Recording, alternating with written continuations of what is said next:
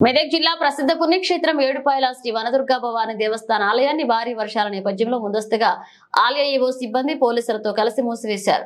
Vanadurga project పొంగిపోలడంతో గర్భగుడి ముందు ఉన్న పాయ ఉధృతంగా ప్రవహించడంతో ముందస్తుగా ఆలయాన్ని మూసివేస్తున్నట్లుగా ఆలయ ఈవో తెలిపారు. భక్తుల సౌకర్యార్థం రాజగోపురంలో అమ్మవారు ఉత్సవ విగ్రహాన్ని ఏర్పాటు చేసి భక్తులకు అమ్మవారి దర్శనాన్ని కల్పిస్తున్నట్లుగా ఆలయ ప్రధాన అర్చకులు శంకర శర్మ తెలిపారు.